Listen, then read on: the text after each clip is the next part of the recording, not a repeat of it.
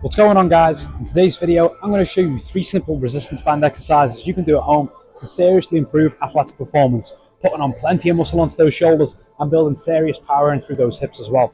So whatever sport it is that you get up to, whether you like going on little mountain walks with the lads, whether you like playing 5-a-side with the boys, these exercises are going to help to put plenty of pep back in your step. And also, if you have any shoulder pains, back pain or knee pain, these exercises are going to help to drastically reduce those symptoms, and they're also great for injury prevention in any future events as well. Let's get into things.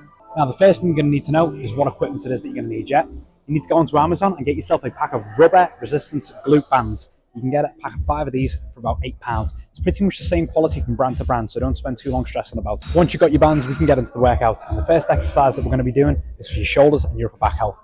It is a banded overhead raise into some shoulder pulses. All you're going to do is get a hold of your band. You're going to put it around your wrists. Put your wrists just over shoulder width apart with your thumbs facing up towards the sky.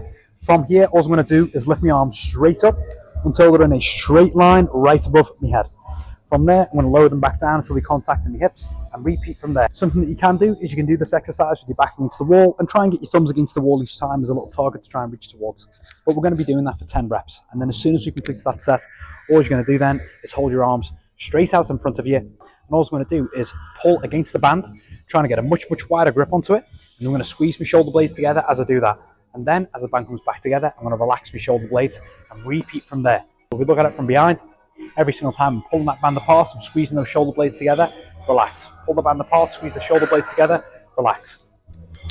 Again, we're going for 10 reps on that. If your shoulders are not absolutely melting by the time you finish doing a set of those back to back, you need to get yourself a stronger resistance band. After we've gone through your shoulder raises, the next thing we're going to be going into is a set of banded hip thrusts. This is the exercise that we're going to be doing to generate power in the back ends of the hips or glutes. All we're going to do first is put the resistance band just over your knees. Get yourself flat on your back with your feet up. Now from here, I'm going to make sure that my feet are just over shoulder width apart, and I'm going to make sure there's always a little bit of tension against this band, so I'm not just letting my knees fold in with the resistance of the band. Now I'm going to squeeze my abs, and I'm going to try and push my hips up towards the ceiling, driving through my heels, right? So squeeze my abs, push through the heels until my hips lock out to the top there. I should feel a big squeeze in these glutes, and then I'm just going to keep this chin tucked in, keep the abs on as I lower back down towards the ground.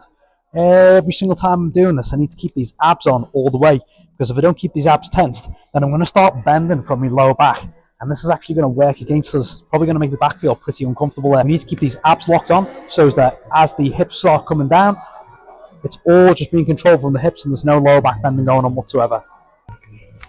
We're going to be doing the exercise. We need to strengthen the front side of our hips.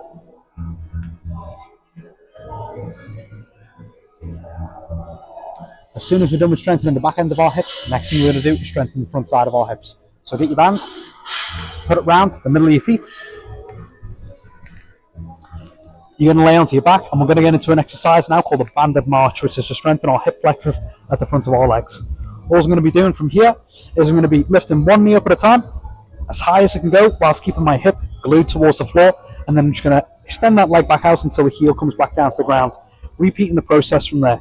Every time I drive this knee up, I just want to hold it for a brief moment before I return it back down, and as this set goes on, you should feel a big burning sensation coming up throughout the thigh, and you're probably going to feel those abdominals working hard on this one as well. If this exercise feels like it's a little bit too easy for you and using one of the stronger bands, just try keeping that foot elevated throughout the whole set, and that is going to make it drastically more difficult and get some more core stress in there. And obviously when you're done with one leg, you're going to want to repeat that effort on the next leg as well. Now for your sets and reps, you're looking at doing 10 reps on the overhead raise, 10 reps in the shoulder pulses, 10 to 20 reps on the hip thrusts, and 10 to 15 reps on both legs with the banded marches. You're looking at doing 3 to 4 sets in total. You can do all the exercises back to back or just one at a time. I'd have you doing them all back to back and then doing a rest of about 30 or 60 seconds after you've finished all the sets back to back, and then try and go through that for 3 or 4 sets. Enjoy.